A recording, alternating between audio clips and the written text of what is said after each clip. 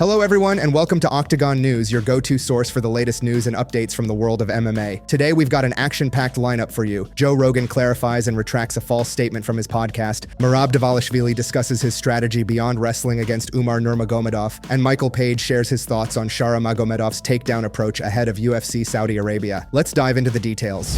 Michael Page has said that he would be absolutely fine with Shara Magomedov shooting a takedown on him at UFC Saudi Arabia. As we know, Michael Page is one of the most interesting fighters in mixed martial arts. He has an incredibly unique style, and since arriving in the UFC, fans have been invested in seeing what he can do. Now, at UFC Saudi Arabia, he has the chance to spring an upset when he battles Shara Magomedov. This is easily one of the most intriguing fights the promotion has lined up right now. Michael Page never shies away from a challenge, whereas Magomedov is absolutely on fire right now, and that's not an understatement. Ahead of the bout, Page had the following to say on how he thinks it'll all play out. If he does shoot, it means the fight is going my way, and aggressively my way, because I think he will be a lot more stubborn in believing in his ability. So I think I'd definitely be landing some crazy shots if he decides to go for a takedown. Because in his mind, he believes he's the best when it comes to the striking game. It will take a few knocks before he decides to change that, and it might be too little, too late, so I doubt it, but I think he'll be very bloodied up if he is going for a takedown. Who do you think will win, Shara Magomedov or Michael Page? Share your opinions in the comments below.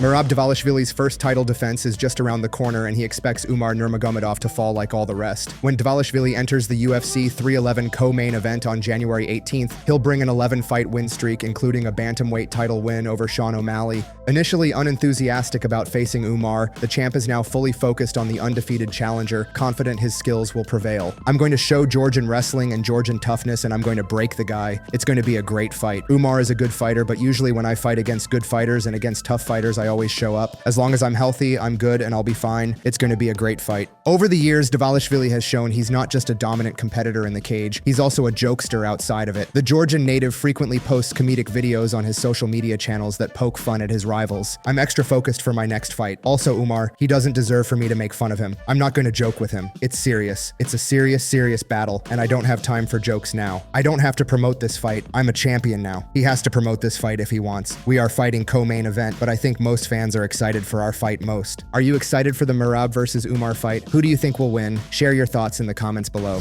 Joe Rogan on Thursday walked back what he now says was a falsehood he reported on his podcast and said he felt obligated to tell everybody it was not factual. On his Joe Rogan Experience podcast, Rogan recently said heavyweight champion Jon Jones is rumored to be seeking $30 million to fight interim champ Tom Aspinall, and the UFC is going to pay it. Jones has been dismissive of Aspinall and wants to be paid handsomely for a title unification bout. Despite his reluctance to fight Aspinall next after he finished Miocic this past November at UFC 309, Dana White guaranteed that the fight will happen this year. But after Rogan went public with the $30 million number he now says was merely a rumor, it caused enough of a ripple effect that UFC CEO Dana White reached out to Rogan to refute the claim. I had heard a rumor that Jon Jones wanted $30 million to fight Tom Aspinall, and I did hear that rumor, and I did hear that the UFC said yes, but that's not true. Dana contacted me and said that rumor is bullshit, so I felt obligated to tell everybody that was a fake rumor. We did that podcast 2 weeks ago. I don't remember who told me that. In the wake of admitting to reporting the rumor and retracting it, Rogan now said he thinks the UFC and the MMA community should give Jones space to decide what he wants his next move to be, rather than speculating and perhaps putting pressure on him to make a move. Apparently, Jon is thinking about retiring. He should think about it. Give the man all the time he wants. He can fight whenever he wants to fight. That's Jon Jones. He's the GOAT, so leave him alone. What do you think? Will we ever see a fight between Jon Jones and Tom Aspinall? Who do you think would win that fight? Share your opinions in the comments below. Thanks for tuning in to Octagon News, your trusted source for all things MMA. If you enjoyed this video, don't forget to like, share, and subscribe to stay updated on the latest fight news and analysis. Let us know your thoughts on today's topics in the comments below, and we'll see you next time.